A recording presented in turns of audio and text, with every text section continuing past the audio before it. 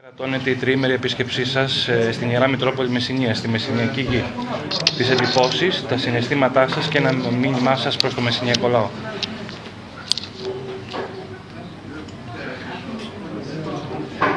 Δοξολογώ τον Θεό που μου δόθηκε αυτή η μεγάλη ευκαιρία να ζήσω αυτές τις υπέροχες ημέρες εδώ. 2,5 για την ακρίβεια, μην είμαστε υπερβολικοί. Πρέπει να πω ότι ήμουν από έκπληξη σε έκπληξη, ευχάριστη πάντα, με αυτή την ζεστασιά, την οικογενειακή την οποία ένιωσα και στην οποία και εγώ αισθάνθηκα ότι άνετα κινούμαι. Ταυτόχρονα μια αίσθηση αισιοδοξία. Ξέρω τις δυσκολίες οι οποίες υπάρχουν, βεβαίως εσείς συγκρότετε λιγότερες δυσκολίες, αλλά η χώρα μας αντιμετωπίζεται τις δυσκολίες και νομίζω ότι πρέπει και πάλι να ξαναψάξουμε να βρούμε αυτό το υπέροχο DNA ενός πολιτισμού που αρχίζει από τόσο μακριά και φτάνει μέχρι σήμερα.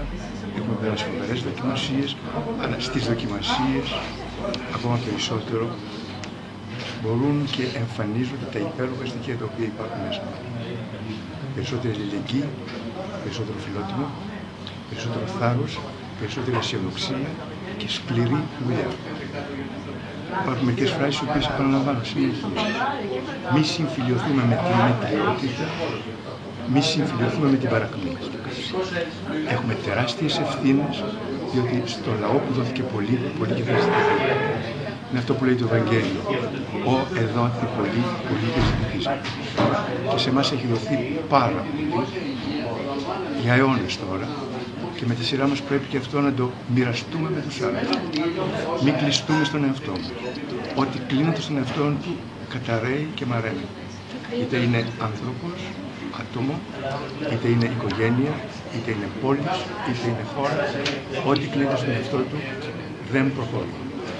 Αυτό το άνοιγμα δεν σημαίνει άρνηση του εαυτού μας, σημαίνει επανέβρεση του εαυτού μας.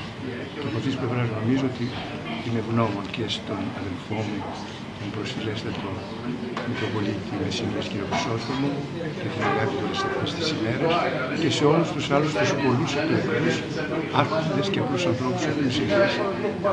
Είχα τη χαρά ύστερα από 44 χρόνια να βρεθώ για πρώτη φορά και στην Ανδρούσα, με πολλή συγκίνηση, να επισκεφθώ τον γεροντότερο, τη γεροντότερη, τον άνθρωπο που πονάει περισσότερο, τα παιδιά, και νομίζω ότι όλα αυτά μου έδωσαν μια βαθιά χαρά για τη συνέχιση ενός έργου που παραμένει δύσκολο και απαιτητικό. Και έχω την εντύπωση ότι λίγο σας εκπροσωπώ σε μερικά δύσκολα περιβάλλοντα. Εκπροσωπώ όλους σας. Ό,τι γίνεται δεν γίνεται από τον Ολυμπίο, γίνεται εκ μέρους όλων σας.